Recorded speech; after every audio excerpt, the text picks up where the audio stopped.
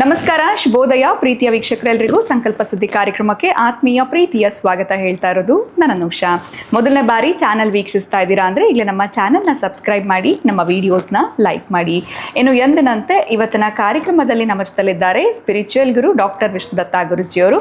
ಗುರುಗಳನ್ನ ಕಾರ್ಯಕ್ರಮಕ್ಕೆ ಬರಮಾಡ್ಕೊಳ್ಳೋಣ. ನಮಸ್ತೆ ಗುರುಗಳೇ, ಕಾರ್ಯಕ್ರಮಕ್ಕೆ ಆತ್ಮೀಯ ಸ್ವಾಗತ. ಇನ್ನು ಕೊನೆಯ ರಾಶಿ ಮೀನರಾಶಿಯವ್ರಿಗೆ ಈ ಒಂದು ಹೊಸ ಸಂವತ್ಸರ ಯಾವ ರೀತಿಯಾಗಿರುವಂಥ ಫಲಗಳು ಸಿಗ್ತಾ ಇದೆ?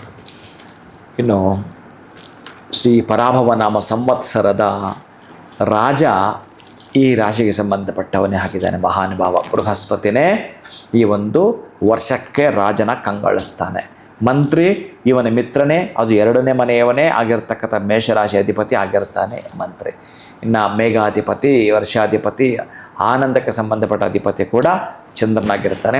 ಈ ರಾಶಿಗೆ ಮಿತ್ರನಾಗಿರ್ತಾನೆ. ಒಟ್ಟಾರೆ ಮೀನರಾಶಿಯವರು ವಿಲ ಅಂತ ಒದ್ದಾಟ ಮಾಡಿದರು, ಅದರಿಂದ ಹೊರಗೆ ಬರ್ತಾ ಇದ್ದಾರೆ. ಈ ನೀರಿಂದ ತೆಗೆದು ಮೀನನ್ನು ಹೊರಗಡೆ ಹಾಕಿದ್ರೆ ಹೆಂಗಿರುತ್ತೆ ಹಾಗೆ ಒದ್ದಾಟ ಮಾಡಿರ್ತಾರೆ. ಈಗ ಮತ್ತೆ ಅದು ನೀರಿಗೆ ಬೀಳುವಂಥದ್ದು. ಮತ್ತು ಯಾವಾಗಲೂ ಭೂಮಿ ಮೇಲೆ ಇರ್ತಕ್ಕಂತಹ ಒಂದು ಪಕ್ಷಿಯನ್ನು, ಒಂದು ಪ್ರಾಣಿಯನ್ನು ನೀರಿಗೆ ಹಾಕಿದ ಹೆಂಗೆ ಒದ್ದಾಟ ಮಾಡುತ್ತೆ, ಹಾಗೆ ಮತ್ತೆ ಅವರನ್ನು ಹೊರಗೆ ದಡಕ್ಕೆ ಸೇರಿಸೋದು. ಒಟ್ಟಾರೆ ಈ ವರ್ಷ ನಿಮಗೆ ನೀವು ಎಷ್ಟೇ ತೊಂದರೆ ಅನುಭವಿಸಿದ್ದರೂ ಸಾಡೇ ಸಾತಿದೆ, ಅವಮಾನಗಳು ಜರುಗಿಬಿಡುತ್ತು, ನನಗೆ ನಾನೇ ಏನಾದರೂ ಮಾಡ್ಕೋಬೇಕು ಅಂತ ಪ್ರಯತ್ನ ಪಟ್ಟಿದ್ದೆ ಅನ್ನೋಷ್ಟರೆಲ್ಲರಿಗೂ ಕೂಡ ಬಹುಶಃ ದುಃಖದ ಛಾಯೆಯಿಂದ ಹೊರಗೆ ಬರ್ತೀರಿ. ಕಷ್ಟದ ನೋವಿಂದ ಇರ್ತಕ್ಕಂಥದ್ದು ದುರ್ನಾಥದ ಮನೆಯಿಂದ ಹೊರಗೆ ಬರ್ತೀರಿ. ಅಂದರೆ ಮೃಷ್ಟಾನ್ನ ಭೋಜನವನ್ನು ಯತಿಗಳಿಗೆ ಉಣಬಡಿಸಬೇಕು ಅಂತ ಹೇಳುತ್ತೆ. ಯತಿಗಳು ಅಂತಂದರೆ ಯಾರಾದರೂ ಸನ್ಯಾಸಿಗಳಾಗಿರಬಹುದು, ಗುರುಗಳಾಗಿರಬಹುದು.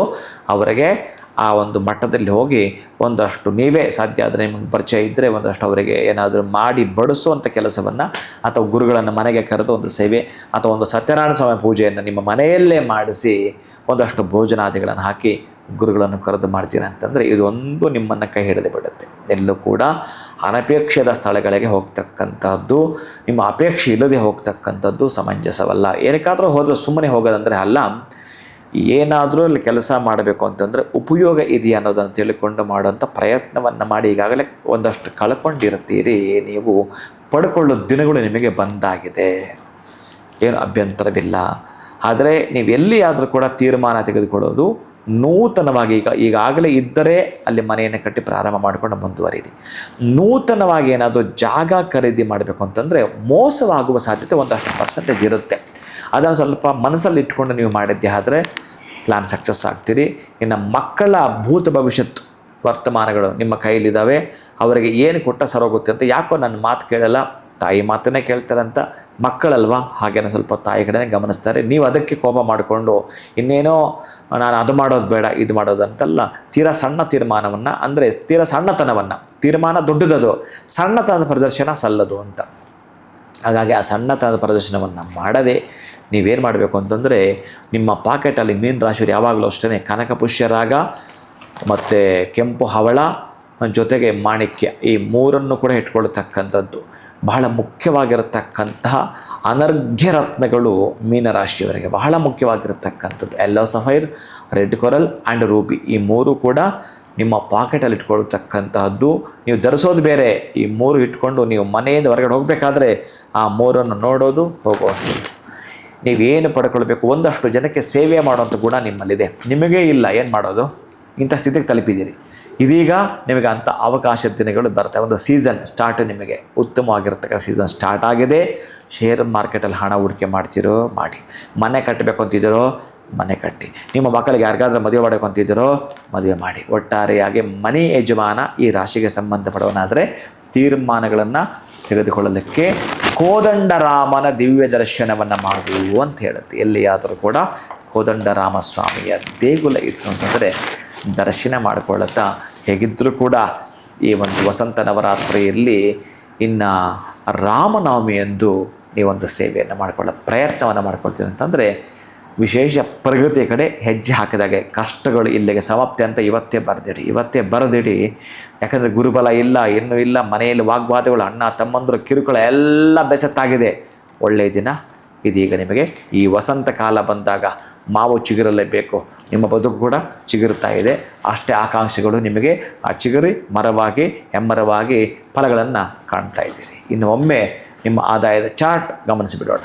ಇನ್ನು ಮೀನರಾಶಿಯವರ ಆದಾಯ 14, ಖರ್ಚು 11, ಆರೋಗ್ಯ 5, ಅನಾರೋಗ್ಯ 2, ರಾಜಪೂಜ 3, ರಾಜಕೋಪ 5, ಸುಖ 6, ದುಃಖ 3.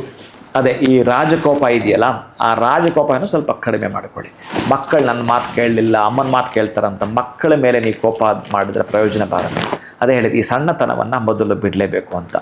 ಮಕ್ಕಳು ಯಾವಾಗ ಎಲ್ಲೆಲ್ಲಿ ಬೇಕಾದ್ರಂದರೆ ಒಂದೊಂದು ಸಲ ತಂದೆ ಕಡೆಗೂ ಇರ್ತಾರೆ, ತಾಯಿ ಕಡೆಗೂ ಇರ್ತಾರೆ. ಹೆಚ್ಚಿಗೆ ಅಮ್ಮನ ಕಡೆನೇ ಒಲವು ತೋರಿಸ್ತಾ ಬರುತ್ತೆ. ಅದನ್ನೇ ನೀವು ದೊಡ್ಡ ಇಶ್ಯೂ ಮಾಡತಕ್ಕಂಥದ್ದು ಸಮಂಜಸವಲ್ಲ. ನಿಮ್ಮ ಆಸೆಗಳು ಆಕಾಂಕ್ಷೆಗಳು ದೊಡ್ಡವಿದ್ದಾಗ ಸಣ್ಣತನದ ಚಿಂತನೆಯನ್ನು ಎಂದೂ ಮಾಡಬೇಡಿ. ಇನ್ನೊಬ್ಬರನ್ನು ಕೀಳಾಗಿ, ಸ್ವಲ್ಪ ನಿಮ್ಮ ಬುದ್ಧಿ ತಲೆನೋವಿಲ್ಲಿ ಇನ್ನೊಬ್ಬರ ಕೀಳಾಗಿ ನೋಡ್ತೀರಿ.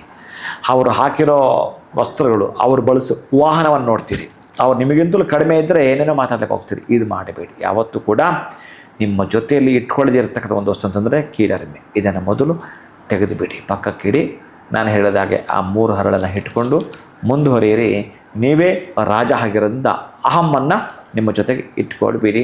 ಯಾವಾಗ ಅಹಂಕಾರವನ್ನು ಬಿಟ್ಟು ಹೊರಗೆ ಬರ್ತಿರೋ ರಾಜ ನೀವೇ ಆಗಿರುತ್ತೀರಿ. ಈ ವರ್ಷ ನಿಮ್ಮ ಕೈಲಿದೆ.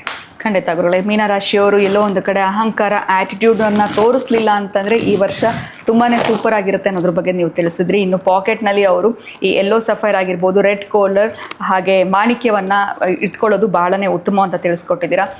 ಶೇರ್ ಮಾರ್ಕೆಟ್ ಆಗಿರ್ಬೋದು, ಕನ್ಸ್ಟ್ರಕ್ಷನ್ ಮಾಡಬೇಕು, ಮದುವೆಗಳು ಮಾಡಬೇಕು ಅಂತಂದರೆ ಸೂಕ್ತವಾಗಿರುವಂಥ ಸಮಯ ಈ ಒಂದು ವರ್ಷ ಅನ್ನೋದ್ರ ಬಗ್ಗೆ ತಿಳಿಸ್ಕೊಟ್ರಿ.